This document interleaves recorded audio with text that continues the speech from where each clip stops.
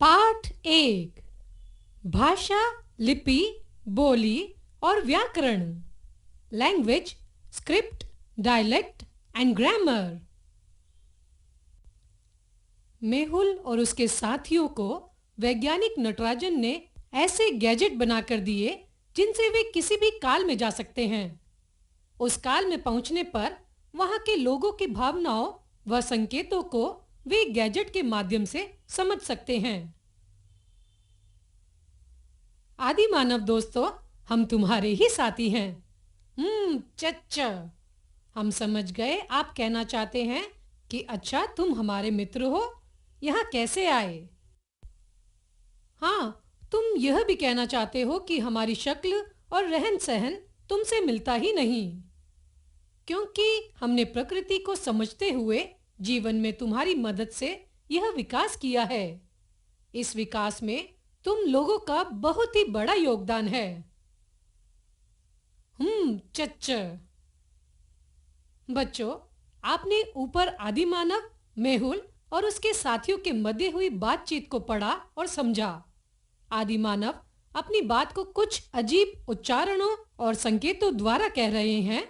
मेहुल और उसके साथी गैजेट द्वारा आदि मानव के भावों और बातों को समझकर हमें अपनी भाषा द्वारा समझा रहे हैं। बच्चों, आपको बता दें कि मानव जीवन के लिए प्रकृति द्वारा प्रदान की गई अनमोल धरोहर है भाषा। भाषा का मानव जीवन में अत्यधिक महत्व है। अपनी इसी विशेषता के कारण मानव प्रकृति का सर्वश्रेष्ठ प्राणी है। भाषा संसार के व्यवहार का मूल है। हम सुख दुख जो कुछ भी अनुभव करते हैं उसे भाषा के माध्यम से ही अभिव्यक्त करते हैं।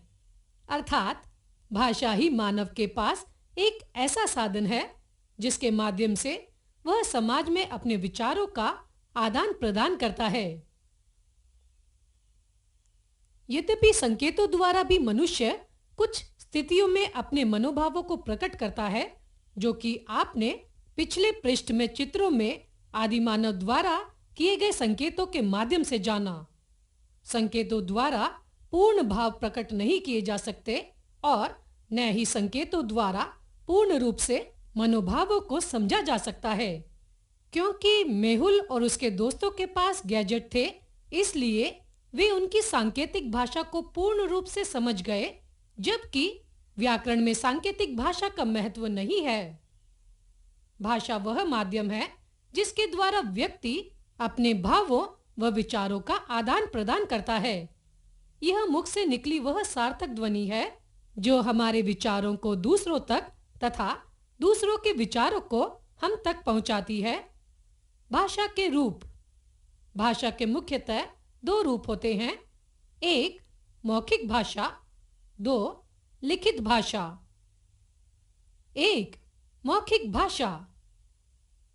रविंद्र ने अपने नौकर को बुलाया और कहा, केशव, कल मेरी बेटी का जन्मदिन है। हम चाहते हैं कि तुम अपने परिवार सहित इस जन्मदिन पार्टी में जरूर आना। जी सर, हम बिटिया की जन्मदिन पार्टी में जरूर आएंगे। बिटिया से मिलकर हमारे बच्चे बहुत खुश होंगे, केशव ने अपने मालिक से कहा। जब हम अपने विचार बोलकर प्रकट करते हैं तो वह भाषा का मौखिक रूप होती है। मौखिक रूप ही भाषा का प्राचीन व मूल रूप है। ऊपर दिए गए वार्तालाप में भाषा का मौखिक रूप है, क्योंकि रविंद्र ने अपने मनोभावों को बोलकर प्रकट किया। केशव ने भी रविंद्र की बात का उत्तर बोलकर ही दिया। अपने मनोभावों को बोलकर प्रकट करना भाषा का मौखिक रूप है। 2. लिखित भाषा। केशव के छोटे बेटे ने रविंद्र की बेटी के लिए जन्मदिन कार्ड बनाया और कार्ड के अंदर लिखा, आपको जन्मदिन की ढेरों शुभकामनाएं।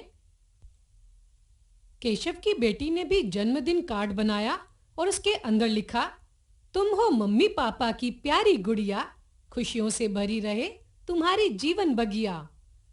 यह भाषा का लिखित रूप है। जब हम अपने विचारों का आदान प्रदान लिख कर करते हैं तो वह भाषा का लिखित रूप होता है। इसका विकास मौखिक भाषा को अंकित करने के उद्देश्य से किया गया।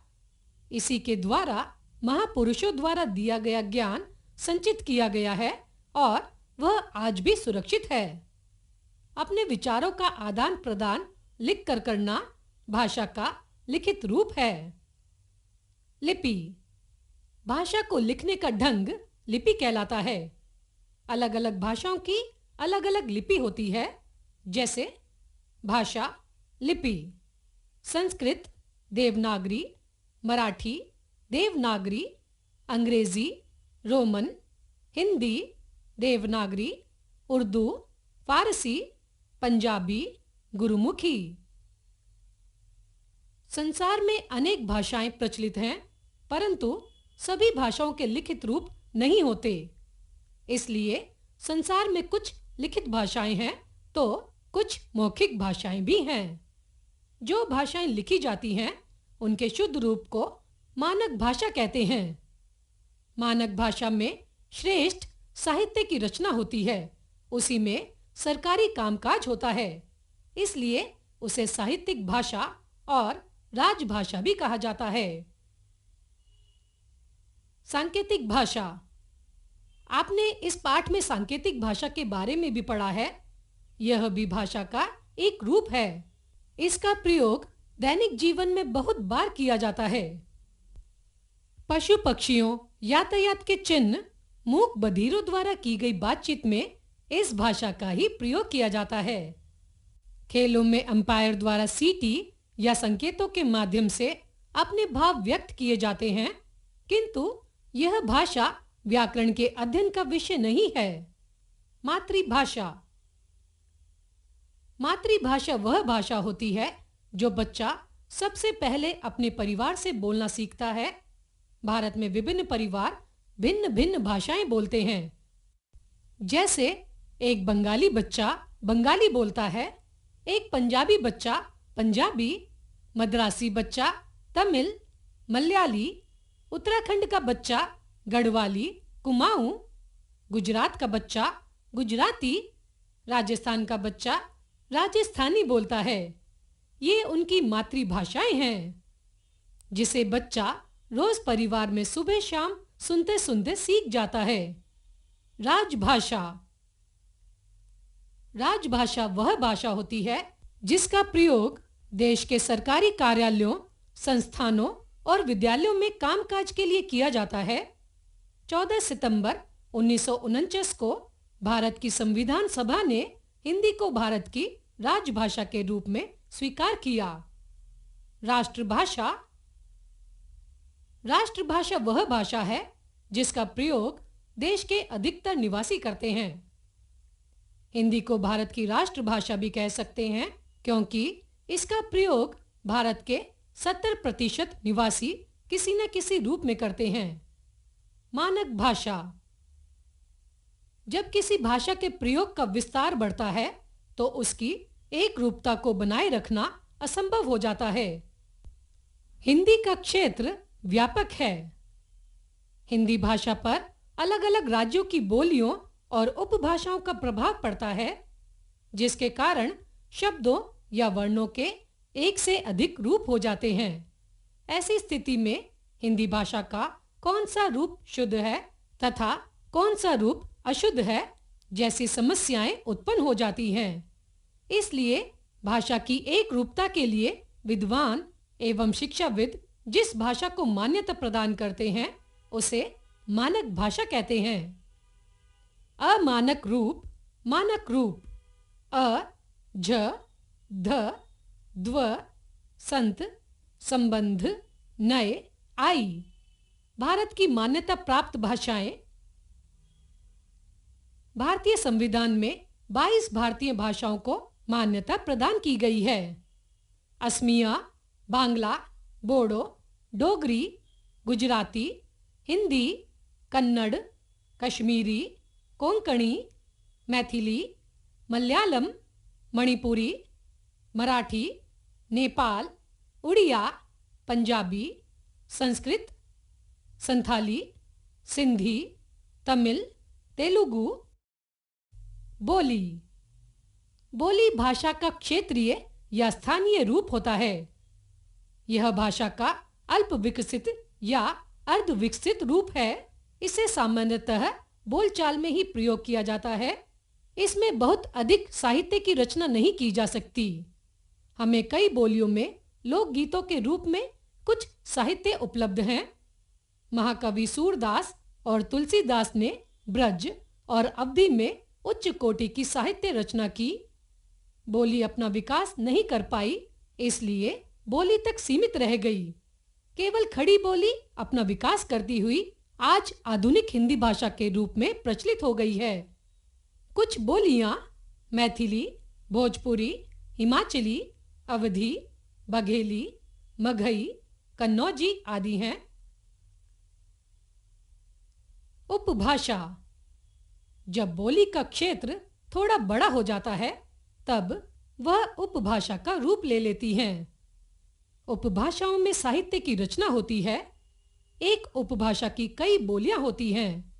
अवधी, ब्रज तथा राजस्थानी बोलियों का क्षेत्र बड़ा था, इसलिए इनमें साहित्य की रचनाएं भी हुई। इसीलिए ये उपभाषाएं बन गई। हिंदी को 5 उपभाषा वर्गों में बांटा गया है। ये उपभाषा वर्ग तथा इनकी बोलियां इस प्रकार हैं। 1. बिहारी, मगही, मैथिली, भोजपुरी। 2. पहाड़ी, कुमाऊनी, गढ़वाली, हिमाचली। 3.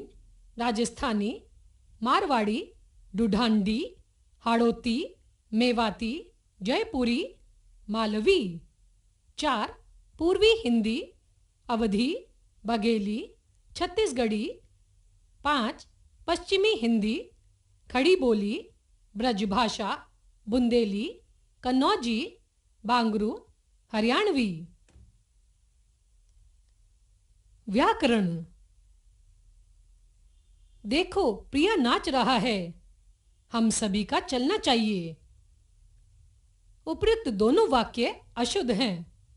प्रथम वाक्य में प्रिया के साथ क्रिया का स्त्रीलिंग रूप लगना चाहिए। देखो, प्रिया नाच रही है।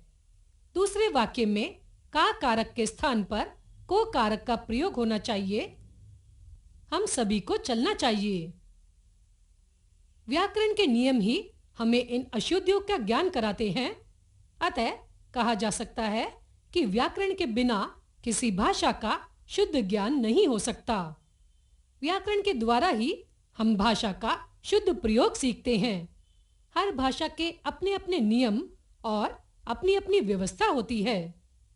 भाषा की शुद्धता और एक रूपता बनाए रखना ही व्याकरण का कार्य है। अर्थात व्याकरण वह शास्त्र है जो भाषा को शुद्ध रूप में लिखना, पढ़ना, बोलना और समझना सिखाता है। व्याकरण वह शास्त्र है जो भाषा को शुद्ध रूप में पढ़ना, बोलना और लिखना सिखाता है। व्याकरण के 3 अंग हैं। व्याकरण के अंग: 1. वर्ण विचार, 2. शब्द विचार, 3. वाक्य विचार। 1. वर्ण विचार।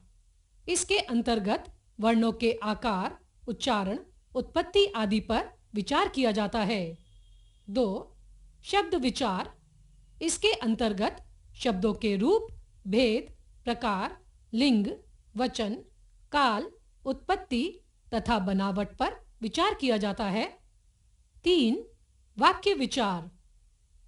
इसके अंतर्गत वाक्य रचना, भेद आदि पर विचार किया जाता है। हमने सीखा, भाषा विचारों के आदान प्रदान का साधन है। भाषा के मुख्यतः 2 रूप होते हैं। 1. मौखिक भाषा, 2. लिखित भाषा। भाषा को लिखने का ढंग लिपि कहलाता है। बच्चा सबसे पहले अपने परिवार से मातृभाषा बोलना सीखता है।